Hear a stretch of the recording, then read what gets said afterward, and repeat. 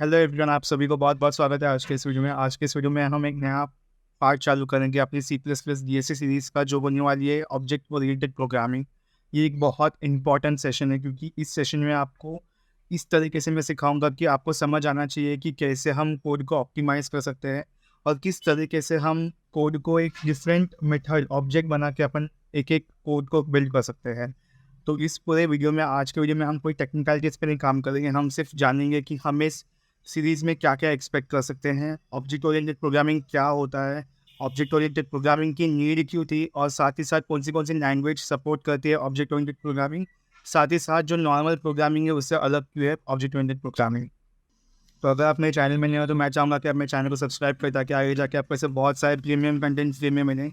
मैंने ऑलमोस्ट एक C plus plus DSA series चालू किया था जहाँ पे ऑलमोस्ट 70 वीडियोस मैंने डन किया है। अभी हम लोग आज से ऑब्जेक्ट ओरिएंटेड प्रोग्रामिंग स्टार्ट करने वाले हैं, तो उसके लिए मैं चाहूँगा कि आप सपोर्ट दिखाएं, आप चैनल को सब्सक्राइब करें, वीडियो को लाइक करें ताकि आगे जाके ऐसे बहुत सारे प्रीमियम कंटेंट आपको फ्री में मिल जाए। तो पहले बात हम समझते हैं कि ऑब्जेक्ट ओरिएंटेड प्रोग्रामिंग होता है। Object-oriented programming is a style of programming characterized by identification of class objects closely linked with methods with which they are associated। मतलब है बेसिकली क्या होता है कि ये एक तरीका है जिससे आप ऑब्जेक्ट्स के थ्रू एक एक प्रॉब्लम को लिंक करोगे, एक एक क्लास को बनाओगे, जिससे क्या होगा कि आपका जो मेथड्स है, जो फंक्शंस होता है, आप उसको एसोसिएट कर सकते हो एक एक ऑब्जेक्ट के through.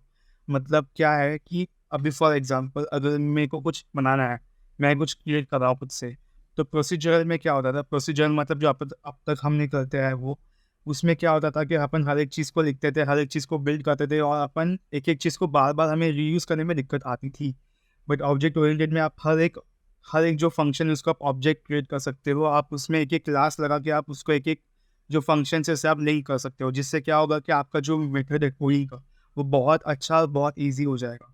Object oriented programming is a popular method for building new programs. मतलब आप इससे बहुत नए नए प्रोग्राम्स आप बिल्ड कर सकते हो। जो भी गेम्स वगैरह बनते हैं, मोस्टली जो भी आप देखते हो ना, जो आप गेम जैसे कि चेस खेलते हो, चेस में भी ऑब्जेक्ट ओरिएंटेड प्रोग्रामिंग से बनाया गया है। फिर जैसे कि आप पबजी खेलते हो, तो पबजी में भी आप कहीं ना कहीं तो इसका एक इम्प्लीमेंटेशन आता है जहाँ पे आपको बताया जाता है कि एक एक जो ऑब्जेक्ट है, हर एक जो है उसकी अपनी कैरेक्टरिस्टिक्स है, हम उसको लिंक कर सकते हैं फंक्शंस के थ्रू, क्लासेस के थ्रू, और आप नया नया जो है एट्रीब्यूट्स लगा सकते हो। This makes programs more efficient and easier to understand. इससे क्या होगा कि आपका जो प्रोग्राम है बहुत एफिशिएंट बनेगा, बहुत ईजी टू अंडरस्टैंड बन जाएगा। तो अभी हम जानते हैं कि why is the need for object oriented programming. ठीक है, अभी से मैं आगे इसको ऊप्स बोलूँगा क्योंकि अपन मोस्टली इसको ऊप्स कहते हैं अपने प्रोग्रामिंग लैंग्वेज में। अभी क्या होता है कि there are two type of programming, one is object oriented and one is procedural. अब तक हमने जो भी सीखा है अभी तक वो प्रोसीजरल। प्रोसीजरल बहुत समय तक मार्केट में चल रहा था, बहुत ट्रेंडिंग भी चल रहा था, मतलब it was okay, you can use it. But उसके बाद उन्होंने इंट्रोड्यूस किया ऊप्स। ऊप्स से क्या होता है, ऊप्स से एक अच्छा फ़ायदा मिला था कि ऊप्स ना बहुत रीयूजेबिलिटी में बहुत अच्छा काम आता है। दूसरा है कि ऊप्स से आप ना दो चीज़ें जो शायद आपको आगे समझ आएगा, वो है एनकैप्सुलेशन एंड एब्स्ट्रैक्शन। मतलब होता है बेसिकली डेटा हाइडिंग होता है एक, और एक होता है कि आप डेटा को साथ ही साथ, मतलब कैसा होता है कि अगर मुझे कोई डेटा मैंने बनाया है और मेरे को उसी के प्रॉपर्टीज़ में दूसरे डेटा को भी आना है, तो मैं उसको इनहेरिट भी कर सकता हूँ साथ में साथ। तो ये चीज़ें आपको ऊप्स ने लेके दी है, और इससे क्या हुआ, बहुत फ़ायदा हुआ, बहुत ज़्यादा फ़ायदा हुआ। इस वजह से क्या हुआ, लोगों ने ऊप्स को इम्प्लीमेंट करना शुरू किया। माना कि ऊप्स एक one of the most complex programming भी कहा जाता है, बट ऊप्स के फ़ायदे इतने हैं कि लोग इसको अडैप्ट करने के ज़्यादा टाइम लगाते नहीं हैं।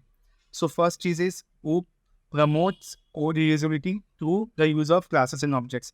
मतलब होता है कि आपने कोई एक कोड लिखा, आपको एक उसके एट्रीब्यूट्स को आप समझ लिए, तो आप उसी को ही दूसरे में आप लेके आ सकते हो, दूसरे में आप शिफ्ट कर सकते हो, नया नया ऑब्जेक्ट्स बना सकते हो। It enhances code organisation and modularity for easier maintenance.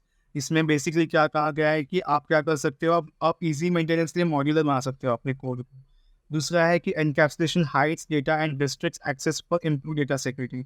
अभी फॉर एग्जांपल मैंने कुछ बना रहा हूँ, मैं अपने कोड लिख रहा हूँ और मैं नहीं चाहता कि ये पब्लिक हो, कभी मेरे को इसका सिर्फ अपने तक ही प्राइवेट रखना है, तो मैं उसको भी ऊप्स में इम्प्लीमेंट कर सकता हूँ with the help of encapsulation. अगला है inheritance allows for creation of hierarchical relationship between classes.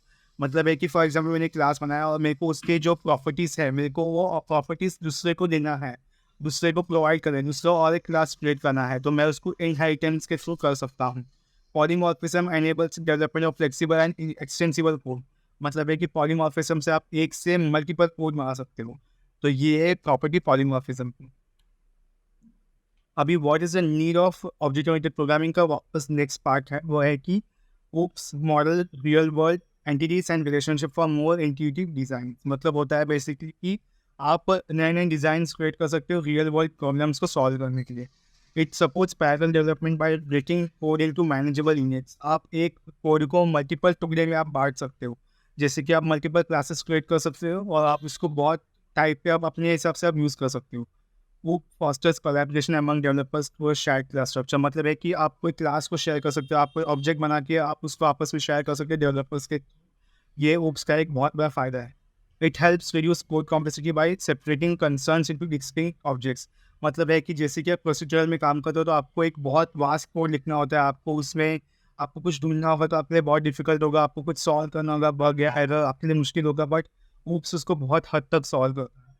OOP is widely used in software development, making it a valuable skill for programmers। मतलब जैसे अगर आप बनोगे, मतलब आप सॉफ्टवेयर डेवलपर बनोगे अगर आगे जाके फ्यूचर में, तो ये स्किल आपके लिए बहुत इंपॉर्टेंट है, क्योंकि आप जब काम करोगे कॉर्पोरेट वगैरह में तो ये बहुत वाइडली यूज एक सॉफ्टवेयर डेवलपमेंट काम आपको मिल जाएगा। सो अभी कौन से जो लैंग्वेजेस है जो सपोर्ट करता है ओप्स, तो उसमें सबसे पहला आता है जावा। जावा इज़ द हाईएस्ट, सबसे हाईएस्ट जो काम होता है वो जावा में होता है। उसके बाद Python, C plus plus, Ruby, C hash, ये सब आपको यूज़ कर सकते हो, इसमें भी आप ओप्स कर सकते हो। बट इसके सिवाय भी बहुत सारे लैंग्वेजेस है, बट फिलहाल मैंने सिर्फ 5 को मेंशन किया। आगे जाके जो और भी है वो थोड़ा डिफिकल्ट है, तो आपने शायद सुना भी ना होगा आज तक। सो अभी हम जानते हैं कि basic of object oriented programming क्या है। सो सबसे पहले आप इसमें सीखोगे क्लास और ऑब्जेक्ट्स के बारे में, जो होगा हमारा नेक्स्ट वीडियो में आपको मैं सिखाऊंगा कि क्लास क्या है, क्लास का कोड कैसे लिखते हैं, कैसे क्लास को आप इम्प्लीमेंट करते हैं, फिर कैसे आप ऑब्जेक्ट्स क्रिएट कर सकते हो। ये सारा चीज़ें आपको मैं अगले वीडियो में सिखा दूंगा, जिससे क्या होगा आपको जो बेसिक है ना क्लास और ऑब्जेक्ट का जो बेसिक अंडरस्टैंडिंग है आपकी क्लियर हो जाएगी। उसके बाद मैं आपको 4 पिलर सिखाऊंगा। जो 4 पिलर होगा एनकैप्सुलेशन, एब्स्ट्रैक्शन, इनहेरिटेंस और पॉलीमॉर्फिज्म। ये चारों बहुत इंपॉर्टेंट है। इस पे बहुत ज़्यादा क्वेश्चंस पूछते हैं। अगर आप एसडी में जाओगे, आप कोडर बनोगे अगर एसडी के इसमें, तो आपको इसके बारे में बहुत इन डेप्थ क्वेश्चंस आने वाले हैं। तो मैं भी ट्राई करूँगा कि इसका थियरी के साथ साथ आपको कोडिंग को भी बहुत अच्छे लेवल तक आपको नहीं लेके जाऊँ। तो ये 4 अपन सीखेंगे आगे जाके, और ये 4 के बाद और भी है कुछ चीज़ें जो मैं आपको छोटे-छोटे कॉन्सेप्ट्स हैं, जो बेसिक कॉन्सेप्ट है वो भी मैं आपको सिखाऊंगा साथ ही साथ में। और जिससे क्या होगा कि हमारा जो ऊप्स का जो पूरा सेशन, मतलब जो ये सीरीज़ है वो ख़त्म हो जाएगा, और आपको शायद बहुत कुछ चीज़ें इसमें मिलने वाली है आगे जाके। तो इसी के लिए मैं चाहूँगा कि आप चैनल को सब्सक्राइब करना, और अगर वीडियो पसंद आए तो वीडियो को लाइक करना। And thank you so much for watching. अब मिलते हैं नेक्स्ट वीडियो में।